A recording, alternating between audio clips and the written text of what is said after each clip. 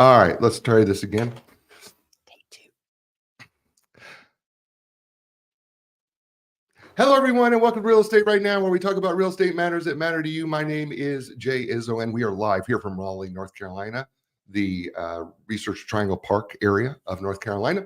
Today's show, we're going to talk about something that matters to everyone, because this is real estate matters that matter to you. And recently, the National Association of Realtors has made a settlement, or is about to make a settlement of $418 million. Why? Well, that's probably the question some of you are really asking. There's a lot of misinformation when it comes to the media, as well as how does this affect you when you're doing real estate? How does this affect real estate agents as they do real estate? What does this mean for conducting real estate in general? Well, we're going to try to muddle through, because there's a lot of things to muddle through. And we brought back founder, president, CEO, owner of Linda Craft Team Realtors, Linda Craft, who is going to join us today as she returns to help us muddle through this. Linda, welcome back to the show. Well, thank you so much. And muddle is a really good word, because there is a lot going on. If you've been watching the news and watching social media, you're seeing a lot of opinions, and you're seeing a lot of very dramatic, exaggerated information coming out of the news. And if you think about it, our most intelligent people know that when the news comes out, a lot of it is inaccurate because they haven't had time to verify it as fast as they got to push it out 2 and 3 times a day. And then what they have verified could still be a little bit wrong, or it's at least exaggerated, because the more eyeballs they get on the news, the more they can charge their advertisers. So I hope to be able to express, the other side, because you're not hearing that. And then when it comes to social media, you're hearing a lot on social media from people that are saying that real estate agents make too much money. And, one of the beautiful things about social media is it gives a platform for everyone who has an opinion to express it. And I think that's okay. But the people that are expressing their opinion really do not know what it's like to be a real estate agent. So I'm going to take a moment and just address that, and then we'll jump in. Excuse me, the pollen in North Carolina is killing me. I have no voice. We're going to jump in then to what's happening. But okay, maybe it's going to come now. All right, let's see. So whenever you get a real estate license, it's a pretty low entry. You go to school, you pass a very difficult test, and then you pay a few dollars to the North Carolina Real Estate Commission, and you become a broker. And when you think about how many people have gone through that exercise, in the state of North Carolina, we have over 100,000 people with an active real estate broker's license. Now, most of those have tried to create a career in real estate and failed, and they went back to their real job. And some of them are keeping their license active because it's so easy to do that. They just take 8 hours of continuing ed, pay $50 a year, and for about $200 a year for the rest of their life, they can have a real estate broker's license. They could do the business of real estate, but most of them do not. A lot of them keep it with the hopes that when they retire from their real job, maybe they'll have a second career in real estate. And they worked really hard to get that license, and they're going to keep it. However, they are not realtors. To be a realtor, and everybody's so confused about that, but to be a realtor, you have to pay dues to your MLS system. You have to pay dues to the National Association of Realtors. You have to pay dues every year to the main association, your yearly dues. So you are writing checks, you are spending money every month so that you can be a realtor. So again, there are millions of people that have a real estate license. There are 1.5 million people in the United States that are actually a realtor. And one of the beautiful things about having this professional organization is that they track how many houses and how much money we actually make. And I just want to share with you on social media that think we make too much money, that last year's report was after they took away all the people that made 0 sales, $0, that were paying all those dues to be able to be a realtor. After they took it out of the equation, they divided it by the number of sales in that year and the number of agents, and they found that the average agent sold 4 houses. So 4 houses would equivalent to about $20,000 in income. That's not a lot of money. It takes a long time. This business is hard to build a career. And I interviewed an agent last week who's been in the business for 4 years, has their license with another company, has been working really hard, and has not sold anything. So who would go to work for 4 years, pay your employer money to let you stay there and not make any money back? So I really hope that people talk and get more information about the hard job it is of being a realtor. We work 7 days a week. We have phone calls at 10 o'clock. We work holidays because that's when you're not working and have time to visit with us. So it is not easy money by any sense. And what's getting ready to change is going to make it even harder on buyers and harder on realtors. So right now, most buyers are upset because the interest rates are about 7% and they feel like that's too high. But if they don't buy a house this year and get it closed by July, they're going to find that either they're completely out of the market or they're going to need even more money to be able to buy a home. So talk to us. We'd love to help you. But I want to take you back in time because what I really think is getting ready to happen for realtors is the way we've been doing business has been very efficient, very professional, in my opinion, but it's getting ready to slow down a lot because they're removing some of the tools that we use that really help us to serve our clients. So before we get to that, let's talk about what this NAR settlement is about so that people can get a clear picture of what is this about. I would love to get to that a little bit later if you don't mind. But what it is about is if it's a proposed settlement, and they will have a hearing sometime late April. And if it is approved, and we think that it will be, there's going to be several changes in how we do business that is going to affect buyers. And so I'm going to dig into that I'm just an educator, Jay. I got to educate. I want to. Well, go ahead. I got to educate. I just want people to know. And so I'm going to take you back in time to 1970 when I bought my very first house.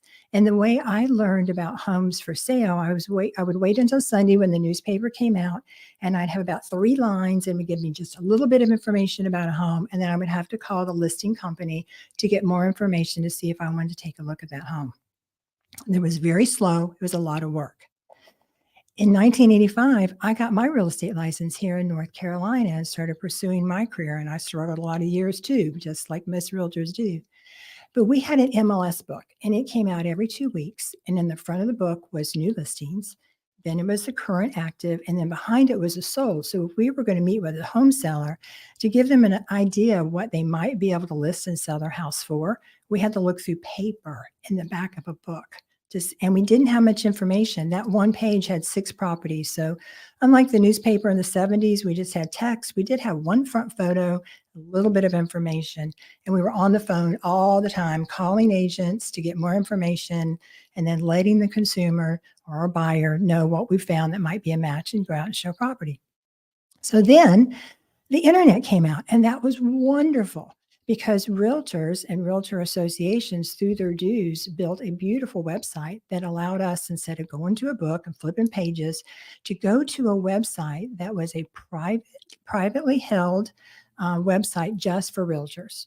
And we could put our listings in. We had a lot more information. Now, we were on dial-up, and it took a while to get there, but that's what we did. And so we did not at that time. Used to be you had to pick up a key at an office, go show a house, take the key back. We had lock boxes that came out at that time, and with appointments we could get in and show property. So things were getting better. And then we eventually got centralized showing service. So we, instead of calling all these offices hoping that somebody would call you back to approve your appointment and give you the combo or whatever it is you needed to get in, it was much more efficient because we had centralized showing service. So came down some pressure that, hey, you realtors, you've got this private database, and it should be ours because we paid for it and we built it. But they really felt like that we needed to share it with the public. And so through a lot of discussion, a lot of pros and cons, the MLS systems around the country chose to go ahead and do what's called an IDX feed, or Internet Data Exchange, where we would allow other websites to have our information and push it out on their website, so that home buyers, instead of looking at newspapers or calling agents and asking questions, they can actually go online, see homes, do their own research, and be much more informed. And that sounds really, really good, and it is. And there is probably somewhere between, I don't know, probably 1 million websites right now that you could go to search for houses if you wanted to, because we freely gave that information to all these other websites or people that own websites. So the big ones that, excuse me. The big ones that you hear about, of course, is Zillow. We call it Zillow the gorilla because it's so big and powerful, and Realtor.com. And so some of the noise that you're hearing on social media is that realtors are really upset right now with some of the decisions that NAR has made. And one of those was many years ago when NAR used to own Realtor.com and they decided to sell it. Now, I don't know why they made that decision. I'm sure they're sad they made that decision. You know, NAR, National Association of Realtors, is like the mother over us. And my mother made a lot of mistakes too, and I still love her and forgave her. But there's a lot of realtors that are upset we sold Realtor.com. And the reason is we used to be able to put our listings on Realtor.com, and all around the US, people could search our homes for sale. Sellers loved that. Agents loved it. It was great. But when they sold it, they started to then take our information, just like Zillow does, and sell it back to us. So as upset as everybody is about some of the things that were happening in some of the states, not all the states, nobody seems to be upset with what's happening to the consumer with the way they're falsely advertising without disclosure listings on Zillow and Realtor.com, where you will see a house and you're interested in it and you see a realtor's picture next to it and call me, but nowhere does it say, I am not the listing agent. This is a paid advertisement. And so the consumer sees a home, they're interested in it, they make a call thinking they're talking to the listing agent or the listing company to really get the scoop, and they're not. It's a paid ad, but that's not being disclosed. Homes.com is the only one that actually, when you see a house for sale and you see an agent's name next to it, you're really talking to the person who knows information about that property. So please use homes.com. And I'm digressing a little bit. All right, so let's talk about what happened. We're going to kind of go back in time. First of all, I want you to know that the National Association of Realtors was established back in the 1900s. And as I mentioned, we have 1.5 million members.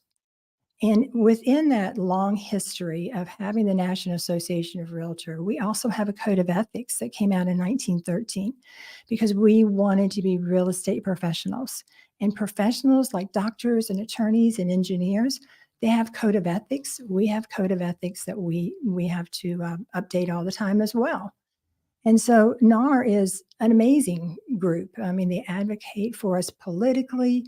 They fight for the American dream of home ownership. They fight for your mortgage interest rate tax deductions that our government is trying to take away. And they offer all types of opportunities for advanced training and designations for realtors. So they are committed to all their realtor members being professional.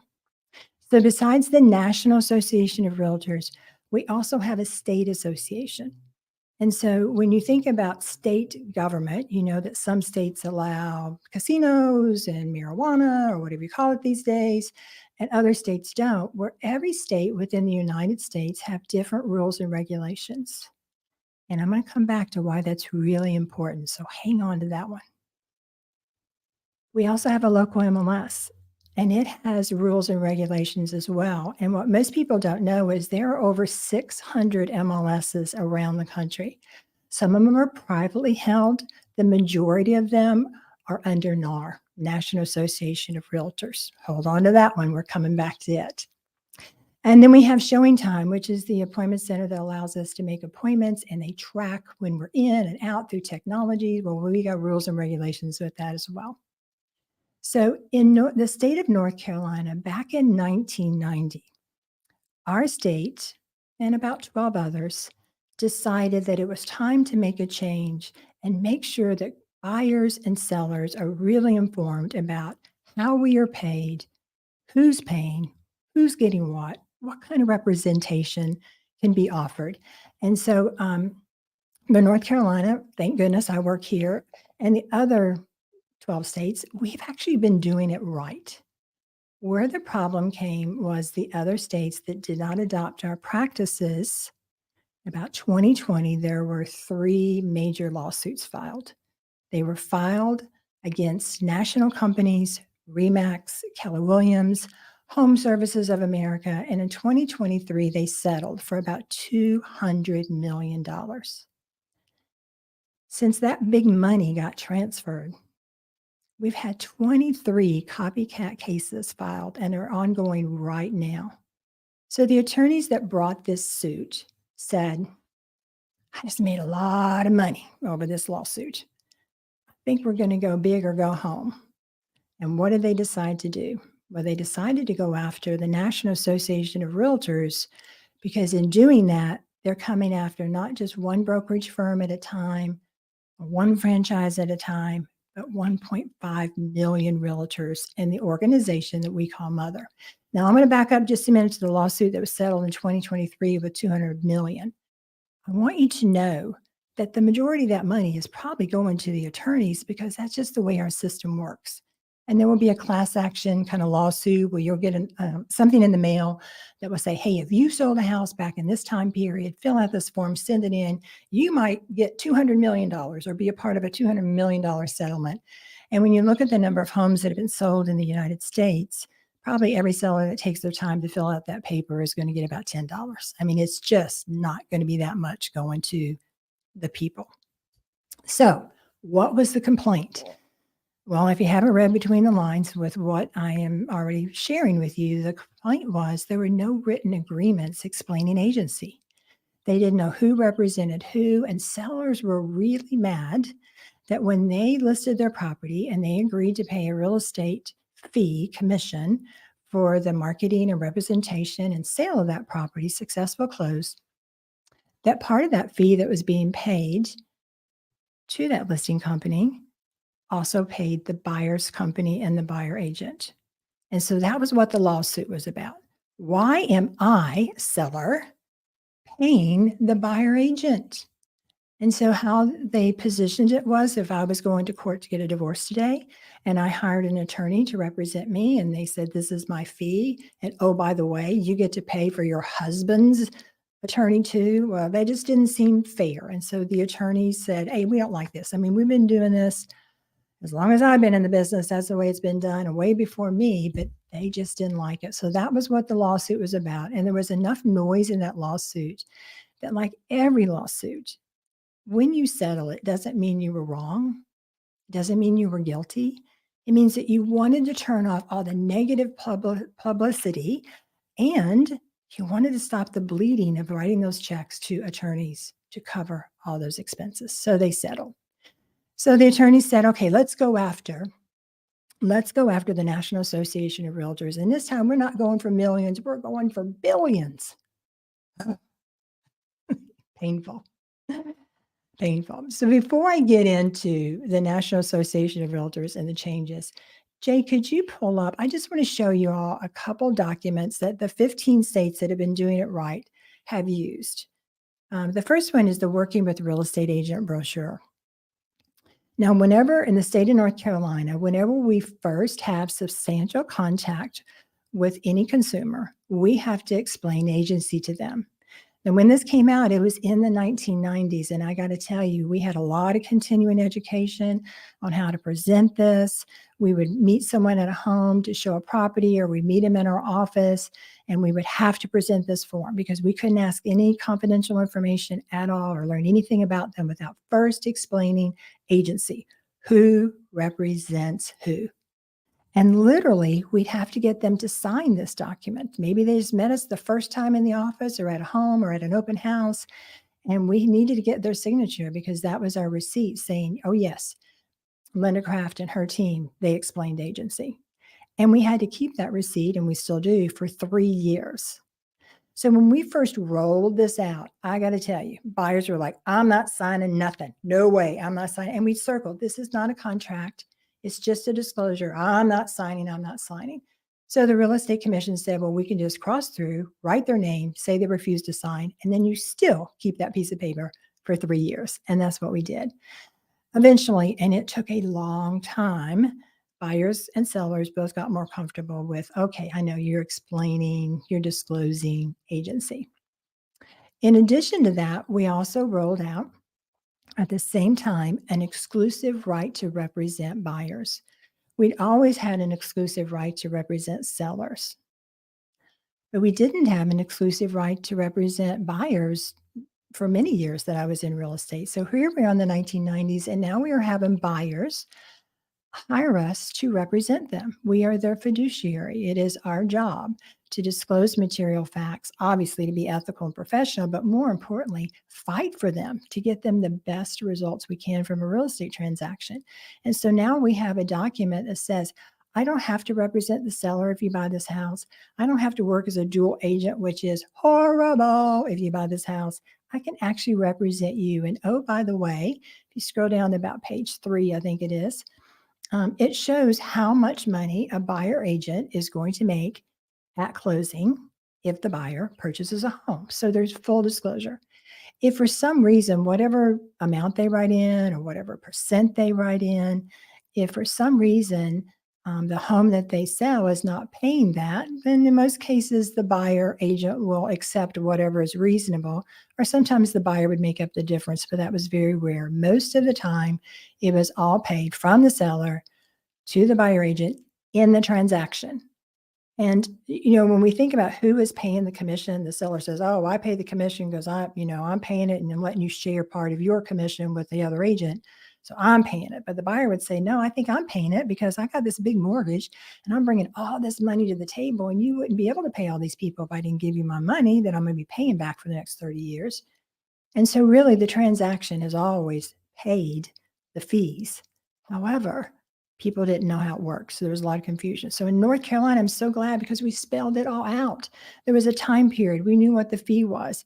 We also knew that we were going to get that fee through MLS as they disclosed what it was they were paying out and from the transaction or from the seller, however you want to look at it. And it was a great world for a long time.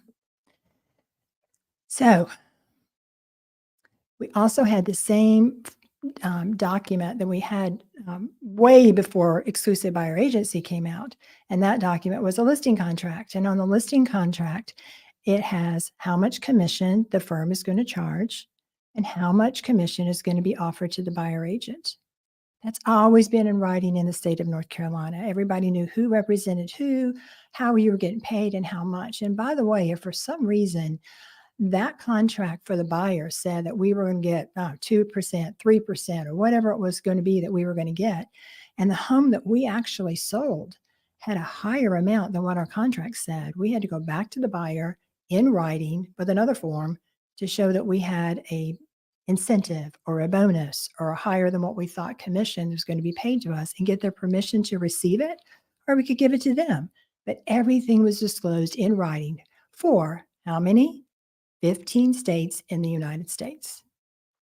So enough of all these documents. And by the way, those documents are written by the state of North Carolina. They're updated every July. And so we're always in school to learn about the new changes in our forms, but they're constantly changing and improving. So going back to the complaint was the other states were not giving full disclosure, transparency, the things that, a little loophole that you could come after. And I don't know why they weren't. I wish they were. I wish they'd all had been doing exactly what we were doing in North Carolina because we were doing it right, but they didn't. So after they got paid the first time, all the copycat cases came out. They go after the National Association of Realtors. And what the first thing that came out on the news is that the National Association of Realtors has standardized commissions and that we are all getting 6% commission. And that was totally not true. Commissions have always been negotiable. That's why when a seller is selling a home, they usually interview 2, 3, 4, as many as 10 agents. And they say, what are you going to do for me? Where are you going to market your home? What is your experience like? And what are you going to charge me? And they ultimately make the decision of what they pay in commission. And they make the decision what you pay out to another broker to help incentivize that broker to want to show and sell their home. So they said that realtors were steering because we were not giving sellers choices. And that's not true. Sellers have always had choices. They can go for sale by owner. They can do entry only with no representation. They have a smorgasbord of things that they can choose from and what they want to do in selling a home. So that too, if you saw it in the news, is totally not true. And then they said that realtors have a conspiracy because through our MLS system, which again, is the way that we communicate with each other in the world, that we are advertising incentives and offering payouts that are all pretty much basically saying they were the same amount, but they really weren't. They differed. depending on what the seller decided and the listing firm decided. But they basically said that there was a conspiracy with how realtors were paying other realtors to help in the transaction. We call it co-brokering. So the truth is, all the percentages, they vary. They're not fixed. That's not true. And so this went on for a long time and a lot of money. And the National Association of Realtors has finally proposed that there would be a settlement. And here's what they've agreed to. And here's where it hurts. I'm going to turn this lemon into lemonade for sure. The first, and this is really good, the only good thing I think so far, is that NAR said that if you accept this proposal, I want you to indemnify about 1 million realtors so that we don't keep having all these copycat lawsuits coming after us for the rest of our life. That if this is the settlement and this makes you happy, don't come after my realtors anymore. So it was really good. They protected us. And if you did the math or you're listening carefully, you know we have 1.5 million realtors and they're only covering about 1 million. Well, what happened to the other realtors? They're either already in another lawsuit or they were part of another lawsuit. The other thing I want to let you know is that all these lawsuits have nothing to do with buyers. It's all about sellers claiming that they didn't know what was going on in the transaction.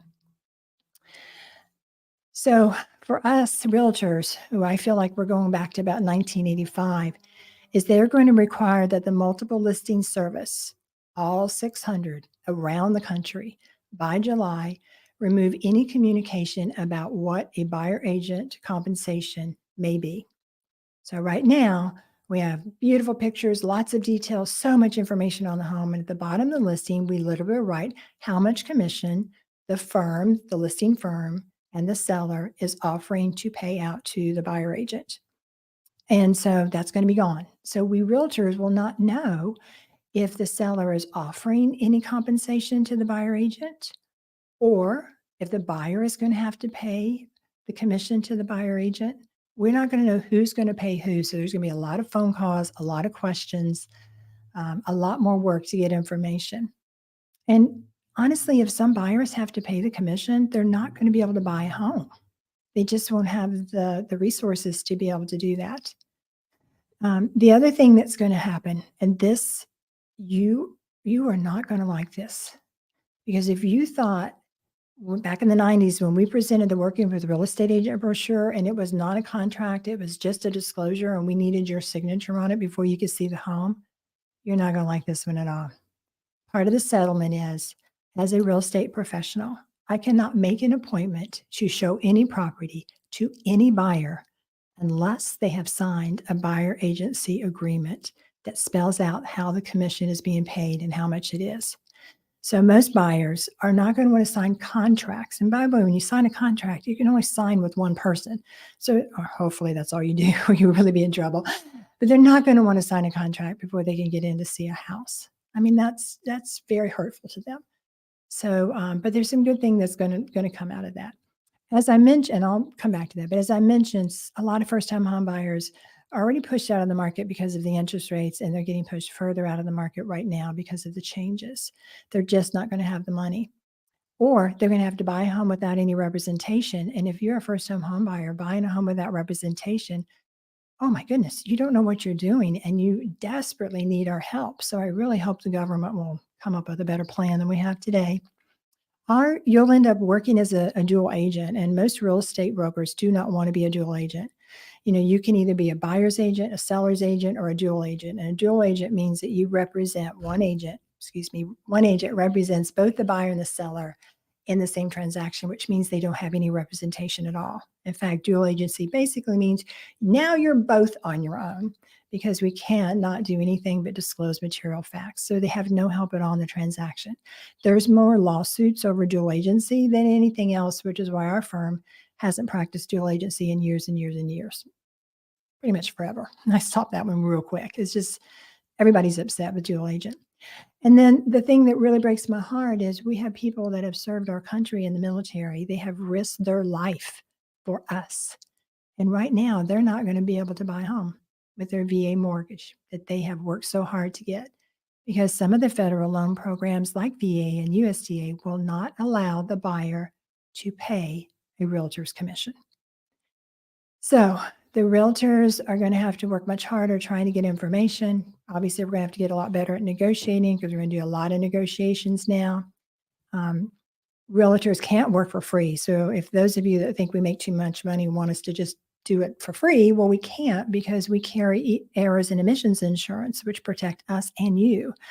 And if we work for free, we don't have any insurance. So that would be a really dumb thing to do. And as everything shakes out, sellers may actually end up paying higher commissions than ever before, because we will have some sellers that will decide that they want to go with a discounted listing commission, not pay any buyer agent fee, and just see what happens. And because the buyer agents now will be able to write in with their offer how much of a fee they would like to receive for this great buyer that they're bringing to the seller will have to make a decision. Do I take this offer with this higher fee added to the fee I'm already paying, or do I wait and hope another offer comes in? And as our market changes, there's going to be a lot more consideration for those things happening. So where do we go from this, and what is good from all this? One of the best things I see is that today buyers are finally going to start interviewing agents to decide who they want to work with before they look at houses, just like sellers do now. Sellers interview agents to decide who they're going to work with, and they sign a contract. Buyers are going to start interviewing agents to see who they want to work with, and they sign a contract. Right now, 70% of the buyers out there, they purchase a home through the first agent that calls them back or answers them online. It's not using wisdom to find an agent who really has experience and knows how to represent you. Literally, there are so many people with a real estate license that do very little business, that do not have a lot of experience. And in our office, we have been doing buyer consultations, presentations, signing buyer exclusive representation contracts. We've been doing everything up front. So I told my team the other day, it's going to be so easy for us because we just got a few things to tweak. Buyers are going to be more educated about making a purchase. And I absolutely love that. That is so good. And realtors all over the US, well, they're going to have to get more education. They're going to have to get better at negotiation. They're going to have to really, really become that fiduciary and that trusted advisor that their code of ethics say that we all need to be. And so there will be some good things that come out of it as far as the buyers being more informed and maybe making much better decisions about which home they buy and which one's going to appreciate the best and that sort of thing. But it is going to be rocky. And I think it's definitely going to get settled, and I think it's definitely going to be rocky. It all starts in July, so I'm repeating myself. Mm-hmm. If you're thinking about buying a house, you might want to do it now, especially if you want to use that VA mortgage, which is just a lovely program. Get out there and start buying. There's going to be a lot of changes, and there's a lot of talk and a lot of confusion. And I hope and pray that this helped you all a little bit. Well, let's continue while we're on this because we're way over time anyway, so we might as well just go ahead and do a full hour now. Okay. And so because we're way past our time. All right, I'm going to have some water then. Yeah, if that's what we're going to do. You can drink some water. Okay, so there are. I think one of the big things that come out of this is that the state of North Carolina, as well as about 12 other states, have really done this right from the beginning. For a long time. In fact, one of the things that we know in the state is we're not allowed to talk about commission. No, not even between brokers. Not even. Like, I have several masterminds that are getting ready to come up with, like, how are we going to communicate if a seller is willing to compensate the buyer agent? We can't put an MLS.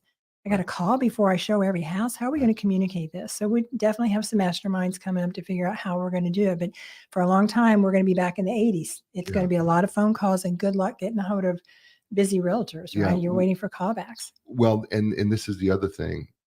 According to the Wall Street Journal, they're saying that this potentially is going to take about hundreds of thousands of realtors out of the business. Oh, I'm sure it is. Yeah. In fact, every year we have fewer and fewer realtors in the business because they're not selling any houses and they're spending a lot of money. So that would definitely happen. I also think that, most people choose a realtor to buy a home with based on who do I know, like, and trust. It may be it's a family member that just got their license, or a friend and they want to help them. It may be that somebody got into real estate and they haven't done a lot of transactions or none. and they don't really know how to present their value. And actually, they may not have any value to present because they don't have any experience in the marketplace. And, when this drama that's happening right now in our lovely United States, it's not happening anywhere else because Canada doesn't have an MLS. Other countries do not have an MLS. And I'm on every month on a global call with real estate brokers like myself around the world. We got a little bit of language barrier sometimes. But I'm like, how do you all do business? You don't have an MLS. You're doing it like what? You're doing what? And I think about what we have right now. And I love the fact that a buyer can sit in their pajamas and scroll through houses for sale on their iPhone because we have developed all this technology to allow it to be easy. And we have this beautiful MLS that they don't have, and yet they don't have the lawsuits that we're having either. Yeah. So, I mean, let's say that there is life without an MLS. I mean, I know what that life looked like because I lived it. Well, that's what I'm saying. If there's life without an MLS, if we have to go to life that way, what would that mean to the consumer as Yeah. well as the agent? Well, I don't think we're ever going to go to that. So Yeah. we are always going to have an MLS and beautiful advertising and ease and comfort for consumers to be able to see homes that are for sale and even sold, to do their own research and to educate themselves. We're always going to have that. The only thing right now that is changing, and I think it will be the only thing, is we will no longer be able to advertise if a seller is paying a buyer agent commission. If they have agreed to offer compensation to the buyer agent, or if the buyer agent has to get their compensation directly from the buyer. And our contract now says it can go either way, but 99% of the time it's already in MLS. We see what we're going to be paid on every home. The buyer never has to worry about writing a check. I do think some of the things that will come down the line, I do think the government will do something and help their vets. I also think mortgage lenders, I know the mortgage industry is working like crazy to see if there's a way that they can finance the fees that are going to be needed for the buyer. I mean, we're definitely realtors know how to pivot. Realtors are resilient. We have been through so much, and mortgage lenders too. And, we're going to figure out some way to make this easier for everybody and to truly help the American dream of homeownership continue. Right. And I think that I want to go back to the VA USDA thing because, as you explained brilliantly here, they can't pay a buyer's agent, right? And yet there is a cost to buyer's agents to show people property. Oh, yeah. I mean, with gas costs and time costs, The dues, the times. negotiations. Yeah, and I think what people don't realize is that most buyer agents are going to work with a buyer for 2 months to 2 years or 4 years before they buy. And some of them never buy. So you work with a lot of people that end up instead of moving here, they move somewhere else, or something happens with their health. They just decide not to buy. So, you spin your wheels a lot working with people that are never going to buy a home or take a really long time to buy a home. And if I worked with someone for 2 years, showing them property before they finally bought a home, and I divided my commission by the number of hours I put in, I should be working at McDonald's. No offense, McDonald's. I know you've raised your minimum wage, but. Right. Yeah. Because I don't think what people understand is what that time commitment is. It's huge. And so I think the people who are buyers agents, it seems to me, are the ones who are the most dramatically affected. Absolutely. The buyers are affected, and therefore the buyer agents will be definitely affected. And I think we're going to be meeting with a lot of sellers that are now confused. They've been watching the news and they see the social media feeds, and they're trying to figure out what is true. Now, a seller who has sold many times, they get it. They understand the necessity of compensation to get their home shown. If a seller doesn't offer to pay and they are relying on the buyer to be able to pay, realistically, that seller just lost 60% of the people that could buy their home. If they want to sell for top dollar, that is not the way to get there. They want a lot of people to like their home. They want a lot of people to want to buy their home.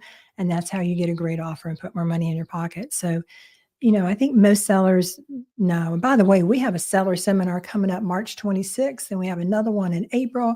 So if you want to learn everything there is to know about selling a home and all the choices you have in today's market, we'd love for you to attend. Reach out to me, or I'll put something on social about it.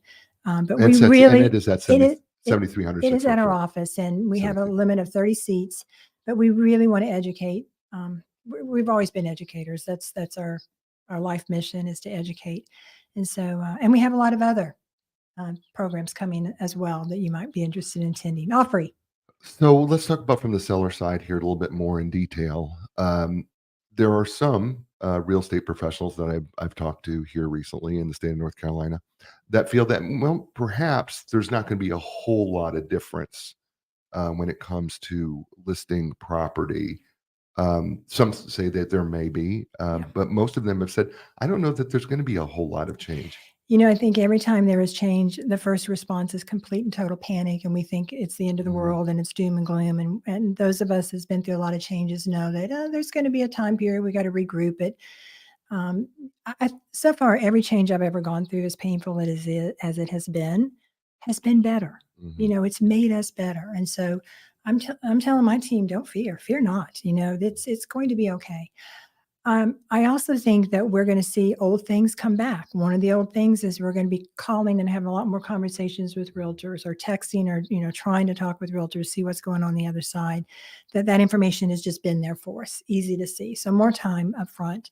I also think we're going to see a form that I'm not sure every state has, but North Carolina has had for a long, long time, and it's a compensation agreement. So whenever a buyer agent presents an offer to the listing agent, then it will have, in addition to it, a compensation agreement of what they expect to be paid. And then the seller can decide, okay, if I accept this offer with this compensation, here's what I'm going to net. Oh, and I've got another offer, and they're asking for less compensation or more compensation, and this is what I'm going to net. You know, so there'll be a lot more communication with every offer about, are you paying, are they paying, and what do you net, than we've had to do in the past. Which I find really interesting because we are moving in such a direction of high technology and AI, and yet this seems to force us back Yes. to a more of a communication style, face to face, or certainly by phone or text. We are going back in time when it comes to these changes. There's no doubt. Yeah, Mhm. and which for me is fascinating because, you know, with technology, which we thought was so great, Yeah. right? And it is. Yeah. Don't get me wrong. But maybe we have lost a little bit of our soft skills Mm. that now we're gonna have to bring back, that you're gonna have to be a better communicator. You have to be more clear in your communication as a real estate professional. Yeah, and let me just clarify, when I say sellers have to look at all these offers with what they're going to net, they've always had to do that. Every real estate professional would say, this is the offering price, these are all of your fees for selling, and this is what you would net from this offer. The only thing that didn't change was their fees for selling were whatever we agreed to the day we listed the property. Now those fees for selling can change based on that offer that comes in and what that compensation agreement says. So instead of doing um, one analogy and one number covers the whole, now we got to do it with breaking those out. And we actually, our form already had them broken out, because I just thought it was really important to see exactly how much money was going everywhere. But, you know, there's going to be a lot more conversation. And anytime things are not just crystal clear, they're confusing and stressful. And real estate can already be stressful for people. So there's just one more little layer that, you know, that we'll be able to get through. It'll be fine.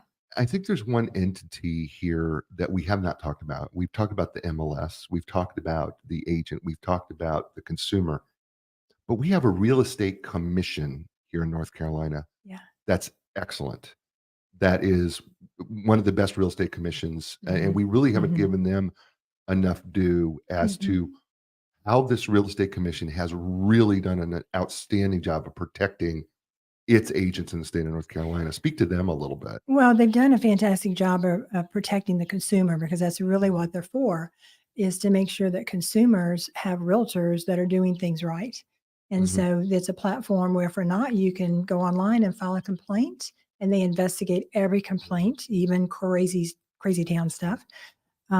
But they also have all kinds of education for us. They're really committed to making sure that the realtors in the state of North Carolina are highly educated and professional. I just finished my ethics course, which I have to take every year, every 3 years, along with my continuing education and my broker update and all those things. And, you know, so there's still, and of course, ethics comes from national, But all the other CE courses, they're from the state of North Carolina, the Real Estate Commission. So we definitely have a lot of governing bodies that are watching over us. And, there are some realtors that really do need to hang up their license. They don't know what they're doing and they just need to go. But the majority of realtors are very committed to their clients. They are trustworthy. They work their tail ends off for you. And, they deserve every penny they get, and they deserve more of the respect than they're getting right now.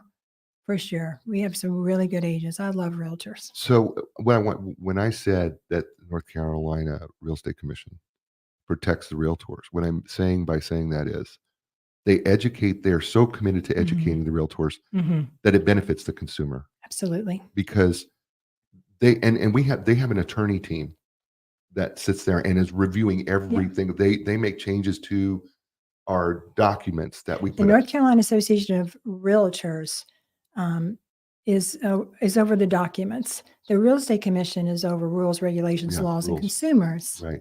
Mhm. Yeah. So, but we have two governing bodies that really make sure that we're doing it right. And I'm so grateful for the North Carolina Association of Realtors that many years ago said, we are going to go to full transparency, full disclosure, agency relationships. It's going to be very clear who represents who. And the North Carolina Association of Realtors said, I'm going to support you in that because we're going to roll out educational classes to make sure that all these licensed real estate professionals know how to communicate clearly agency. And again, if the other states had followed that suit, we would not have the lawsuits that we have right now. Yeah, because this is all about transparency at the That's end. all it is. It's about at the end of the day. People get really upset when they don't know what's going on. Yeah, which is interesting, because I think we take it for granted here. Because we've done it the right way for a long, long time. Right. And the fact that we're hearing that, okay, you can be in another state and you're not transparent. Yeah. How can that happen? I know. Because because we're all governed under a state. So how can it be that we have casinos in some states and not here? And we have legal pot in some states and not here. And we have, it's all on a state level. So it all sadly falls back on our government. Yeah, it does. So this all starts in July. Supposedly it's starting in July. Realistically, we're going to have around the country, forms are going to have to be updated. Education is going to have to be rolled out. MLSs have to change their programs to take out things. I mean, there's going to be a lot to do in a very short window of time. I have a feeling it's supposed to happen in July. I think we'll probably get a little bit of a grace period because there's just way too much to get set in place. The worst thing is that they push the button and we haven't gotten everything removed on MLS. We haven't gotten the right forms that the agents need to communicate clearly. We're going to have a lot of changes. So if you're on the forms committee, my heart goes out to you because you're not getting any sleep right now and you're not going to for a long, long time. But there's a lot of things that's going to change. And although we won't have as much to change here in North Carolina as other states, I don't have to go in and recreate a buyer presentation that explains the value that we're going to bring. I've been doing that for years. Other people are going to have to create those things and figure out how to share. But, we're ahead, way ahead, but we still got a lot to do. So I'm hoping that the July will not be just a really fast, hard date, because I think there could really be some problems with that. So you talk to other agents, around the country, globally as well. But here in the country, what is some of the sentiment that you're hearing from them as you talk to other agents that are thinking about this? I think it depends on the level of experience and maybe a little bit age. The older brokers, and I'm one of those, by the way, that are already kind of like, I've been doing this for a long time. I don't know if I want to go through one more change. I think I might just hang my hat and get out of this. And, we had that when the internet came and we needed a website. We were one of the first ones to have a website. Yes, you remember. And other agents said, I don't want to do anything with some website. I'm going to get out of the business. So we're going to have some of that. And then we're going to have a lot of agents that have never had to present their value. They don't even know how to think about what it is I actually do for my buyer agents other than open and show houses. They're going to really struggle because they don't know how valuable they are. We have a document that we could send to anybody that has 150 things that we do for our clients. So we know how to sell our value. Those that do not, or those that are just too shy to ask to be paid for their work, they're probably going to go get another job somewhere. I think this brings me to another question when it comes to experience, because I think what may happen here is, especially on the buyer side, you are really going to pay for experience or not pay for experience. That's what they should have always been paying for. Be- Always. because you have to, as a buyer, if Yeah. if we're now paying buyer's commission Mm-hmm. or some sort of buyer's compensation, Mm-hmm. you have to make a decision. Do you want somebody who's experienced who can negotiate for you, or are you gonna settle for less money maybe and take somebody who doesn't really know what they're doing? Yeah. What position do you want to put yourself in? Yeah, and I think for a long time, and I may be repeating myself a little bit because I've said so much, I can't remember totally what I've said. And I got this camera on me and all these lights. But most of the time, a buyer will ask, "How long have you been in real estate?" And the realtor will answer the question for how long they've had a real estate license. And we have a lot of people with a real estate license with a lot of years with that license, because I explained earlier how easy it is to keep it. It doesn't mean they have any experience. So the question, if you're a buyer, that you really want to ask is not how long you've been in real estate. Time does not equal talent.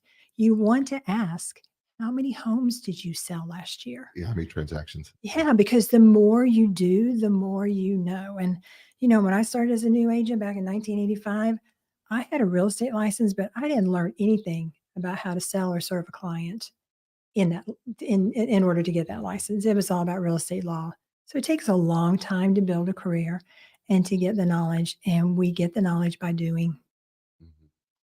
Yeah, so to me, this experience of transactions is just going to play a larger role, I think, in protecting actually the consumer. The Yeah. consumer, and yet the consumer is going to probably pay for that on Mhm. some level, Mhm. as well. So I think there's a lot of good that can come out of this. I think it's going to be a lot of change that's going to come out of this. Certainly a lot of change. And I think there's going to continue to be a lot of misinformation, because I think people Yeah. want to, we have a tendency to remember the first thing we heard and the last thing we heard, and we tend to ignore everything in the middle. I hope this is the last thing y'all hear, because it's the truth. Yeah, hopefully this is the first and last thing that you I hear. don't care if it's the first, just make it the last, if that's all you're going to remember. Yeah, is what. And so I think that's really, really important. We've had a number of people chime in. We're gonna go ahead and close the show here. This has been a lot of fun. You've been great. I was not expecting us to go an hour. I wasn't either. So I thought we were going to do 2 shows. Well, because I knew I had way too much to say. there was no way I could cut you. Because I just wouldn't stop. You would, so there comes a point where you just go, okay, well, you know what? We're going to do an hour show. I will talk to DBTV and ask them if we can have an hour slot instead of a 30-minute slot. I bet they're going to want it because this is hot news. No, I'm pretty sure that they are. I'm pretty sure that the folks at DBTV, and by the way, we are on DBTV on Saturday mornings. I believe it's early in the morning, 6:30, 7:30 in the morning on Saturdays. You can find that on your Roku app, Roku device, or your Amazon Fire device, and among other ways, LG TVs, Samsung TVs, available to millions of homes all over the world. So you can watch the show, but we're going to ask DBTV to run an hour for this particular episode. Typically, we do 30 minutes. And also, you can find us on YouTube. You've been watching us on YouTube on the Linda Craft Team channel. Is that they have LindaCraft.com/podcast. Yeah, and then this is also on the Linda Craft Team Facebook page that you can be able to watch reruns. It's on Linda Craft, her personal LinkedIn page as well as her X, formerly Twitter page. This went live out there as well as Twitch. So, and then of course, this is also a podcast as well, which you can find this show on every major podcast as well. So I say all that to say this: if you're on YouTube, give us a thumbs up. That would be fantastic. If you are listening to us on a podcast, give us a 5-star review wherever you're listening for the show. And then if you're watching us on anyone's channel, so many of you have chipped in and said, "Hey, watching, great info, so much information, communicated clearly." That's what we try to do on the show, is to educate you, because we do matters that matter to you. So with that said, Linda, thank you very much. My pleasure. And as I say to you all over the world, you know what that is. Ciao, everybody.